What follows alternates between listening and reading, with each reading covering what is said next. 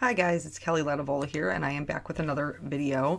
Today we're going to be using some products from scrapbook.com. The one on the left is Mid-Century Florals, and the one on the right is called Happy Little Sentiments. Isn't that such a cute little name?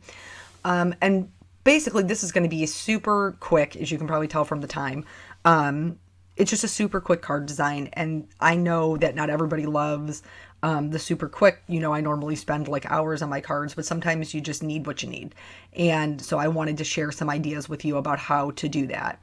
These particular stamps, I'm working on Canson watercolor paper, by the way.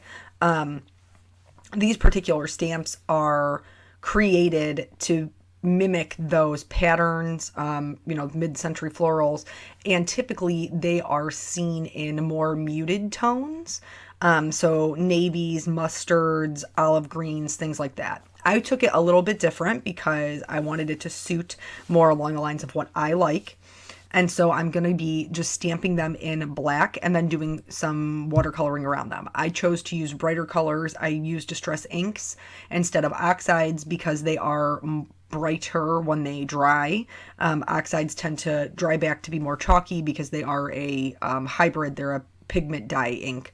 But anyway, I'm going to stamp these. I think I stamped them twice because I'm stamping on watercolor paper and that tends to be a little bit more textured. Though, looking here, I think I did get a pretty good impression the first time around. Maybe just the solid leaves is what I stamped again. Yep, that looks like what I did.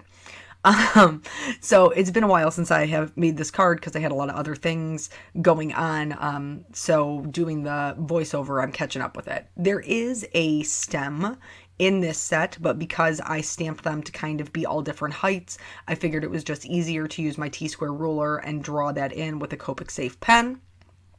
So that I would have all of these stems on my flowers here in the background, and then we're just going to pretty much dive right into the watercoloring.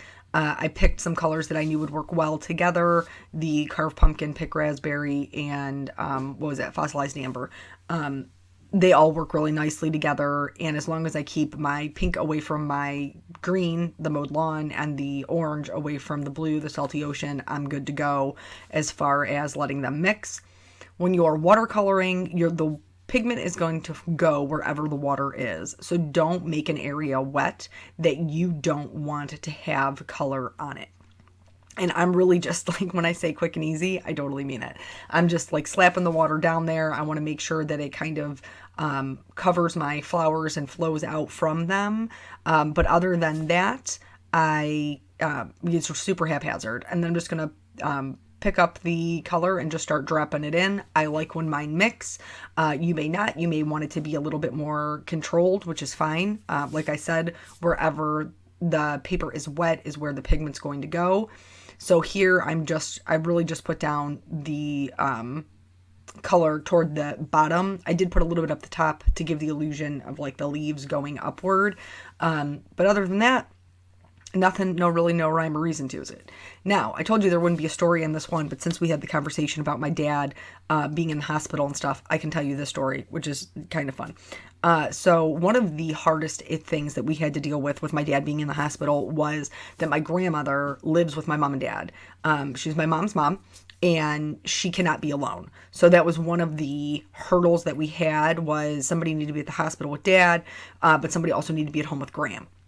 And so we kind of went back and forth about who was doing that. And I did a lot of Graham duty, which is fine, no big deal. But Graham needed a shower. And I knew my mother was going to have to do it because she cannot shower herself anymore. So the last day when we knew my dad was possibly coming home, my sister called me and she said, what do you want me to do? You want me to go to the hospital? You want me to come there so you can go see dad? And I said, I think he's getting out. Can you come here and help me give Graham a shower? Because my sister has done it before, but I never had. Like when my parents went on vacation and stuff.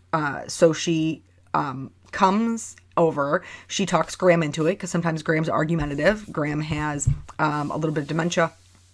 And sometimes she just doesn't want to do those things because she's grown. You know what I'm saying? And we're trying to tell her what to do. So this time she's like, she's great to go along. We get her upstairs. And she can get around with a walker or a cane, but she can't just walk by herself. So we get her upstairs, get her into her bedroom. There's clothes laid out. We get her back in, take her from there to the bathroom.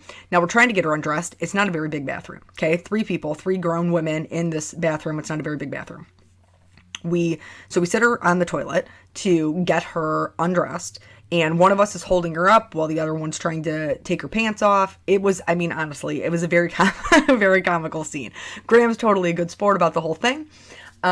So we get her undressed, get her into the shower chair. I wash her hair. She doesn't like water in her ears, so you got to give her the heads up so she can plug her ears. And then, rinse her off, do all the washing, hand her the washcloth so she can wash what she needs to wash. And then pretty much you're done. It's a very quick process. But now here is the struggle. The struggle is getting this is what this is, a wet, naked Graham out of the tub, back onto the toilet so you can get her dressed. Right. So now there's 2 of us trying to do this. We finally get her out of the tub, onto the toilet, and then give her the towel, so she's not cold, and dry her off. But the problem is she's sitting, so you can't dry off all of the areas. So my sister Michelle is trying to hold her up while I am trying to get her bottoms on over half wet skin. If you have children or you've ever worn a bathing suit in your life, you know what a struggle this is. So we're kind of laughing about it, trying to, get the situation done. So finally, we're able to get her dressed and then blow dry her hair, that whole thing. We bring her back downstairs, and my mom brings my dad home from the hospital. And I'm like, yeah, we helped my mom out. Yes. Like, we gave Grandma a bath. And she's like, why is she wearing the clothes that she wore yesterday? What? So apparently the clothes were not laid out. The clothes were the clothes that were taken off from the night before, and none of us knew it. So we basically went through this whole struggle of trying to get her dressed, just to put dirty clothes back on her. Like, we just completely negated the whole process. But also, my mother is amazing, because I don't know how she does that by herself every single time. And obviously she does, because it was a struggle for me and Michelle and Graham to do it all together. So anywho, back to the card. I put some clean water on there and then blotted that up after it was all dry so that I would have the variation in color. And then I did speckle on some perfect pearls because I like a little bit of shine in my background. And then now the last thing for me to do is to stamp my sentiment. This sentiment I think is super cute. There's a lot of really cute ones in this particular set, but this one says joy multiplies when shared, which is totally true. If you are sharing your joy with other people, you're definitely spreading it, and it's multiplying, is growing. So I apologize because I cut off the last part of the video inadvertently. I thought I pressed the pause button, but I didn't unpause it. Anyway, all I did was foam mount this onto some black cardstock, and then I called it a day. So thank you guys so much for joining me. I appreciate it, and I will catch you on the next video. Bye.